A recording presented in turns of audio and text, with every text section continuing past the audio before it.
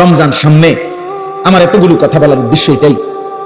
মাহে রমজান সামনে, আল্লাহ যেন বলছে বান্দা 11 মাসের ঘাটতি কমতি যা হইছে তো হইছেই, চলো একবার ঘুরে দাঁড়াও বান্দা, একটা মাস কাজে লাগাও। দেখতে দেখতে আইয়ামাম মাদুদাত, অল্প কয়টা দিন, কিন্তু বান্দা একটা মাস রমজান, মনে রেখো আমি প্রতি মিনিট প্রতি সেকেন্ডকে আমি আল্লাহ স্বর্ণ হীরা মণি মুক্তার চাইতে দামি বানিয়ে দেব।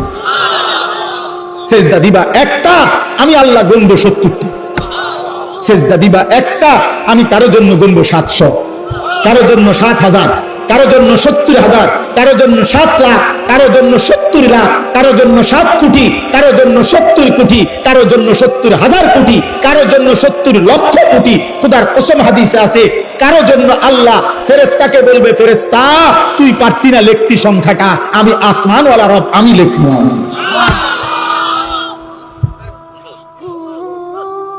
তোমার ক্যালকুলেশনে হবে না রে বান্দা, ফেরেশতা তোমার কম্পিউটার এটা ধরবে না।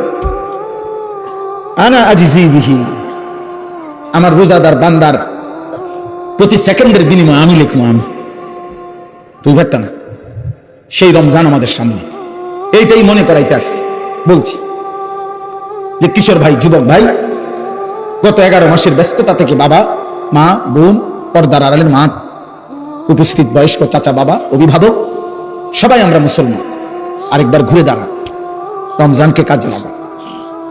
রমজান পরিবর্তনের মাস, রমজান হেদায়েতের মাস, রমজান জীবন সাজাইবার মাস, রমজান নিজেকে গড়ে তুলবার মাস, রমজান অফুরন্ত রহমতের মাস, রমজান অফুরন্ত মাগফিরাতের মাস, রমজান কোটি কোটি জাহান্নাম থেকে নাজাতের মাস। রমজানকে কাজে লাগা, রমজানকে কাজে লাগা।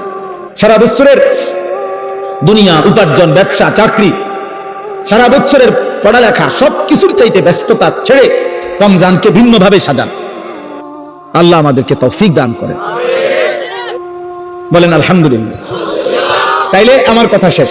এই 5টা মিনিট ভাই কেউ যায়েন না, এখনই দোয়া করছি, এখনই দোয়া হবে। কিন্তু আমার মূল বক্তব্য তাহলে এটা, লাআল্লাকুম তাত্তাকুন। আল্লাহ বলছেন রমজান আমি দিলাম, তোমরা বান্দা পালন করে দেখো, আমি তোমার মুত্তাকি বানায় দেব। যে মুত্তাকি সে জান্নাতি। তাইলে তুমি আমার একটা মাস কদর করো, আমি আল্লাহ তাআলা তোমারে বদলে দেব, পাল্টে দেব।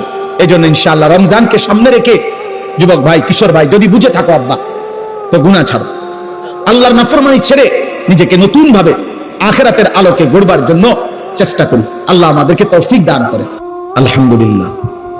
আল্লাহ পাক রব্বুল ইজ্জত জুল জালাল ওয়াল ইকরামের ফজল করম, রব্বুল আলামিনের অপরিসীম ইহসান, মেহেরবানি, দয়া, আল্লাহ তাআলা আমাদেরকে আজ 21 জানুয়ারি 2026 রোজ বুধবার কুমিল্লা জেলা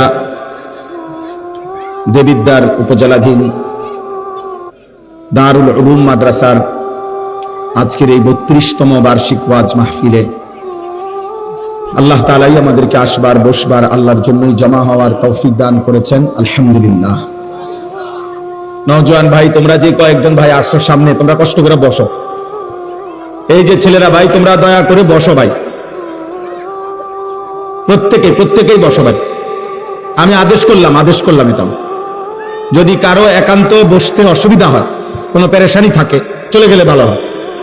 আল্লাহ তাআলা কোরআনুল কারীমের মধ্যে বারবার বলেছেন, লাআল্লাহুম ইয়াতাযাক্কারুন ওয়া লাকাদ ওয়াসালনা লাহুমুল কাওলা লাআল্লাহুম ইয়াতাযাক্কারুন।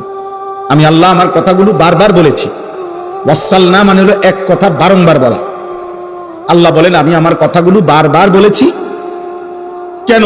লাআল্লাহুম ইয়াতাযাক্কারুন, আমার বান্দাগণ যেন উপদেশ গ্রহণ করতে পারে।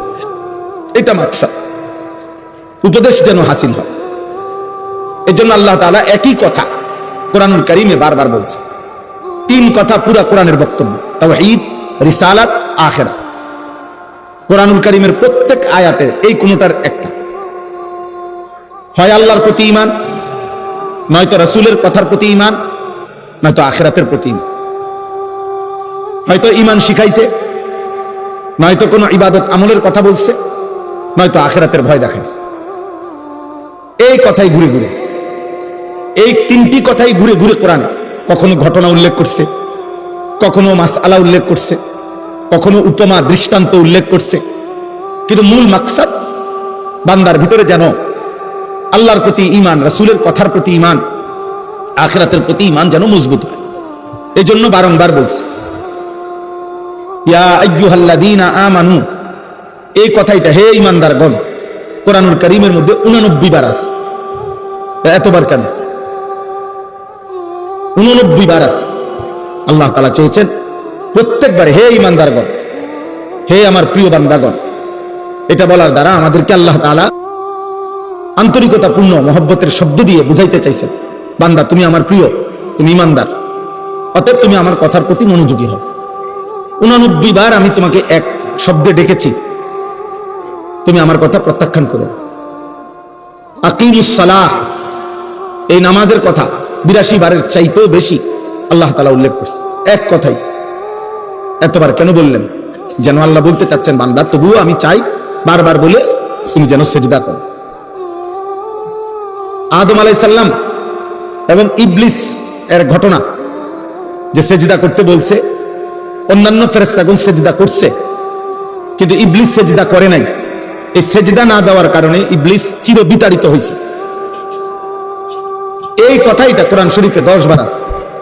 এই ঘটনাটা একই কথা 10 বার আছে। ফাবিআইয়ি আলাই রাব্বিকুমা তুকাদ্দিবান, এই কথাইটা কোরআনুল কারীমে এক সূরার মধ্যে বারবার আছে, বারবার আছে। ওয়াইলুন ইয়াউমাইদিন লিল মুকাদ্দিবিন, এই কথাইটা কোরআনুল কারীমে যে মিথ্যাবাদীদের জন্য সেদিন জাহান্নাম, এই কথাইটা কোরআনুল কারীমের এক সূরার মধ্যে 10 বারের চাইতে বেশি আছে। বারবার বলছে, ঘুরায় ঘুরায় বারবার বারবার।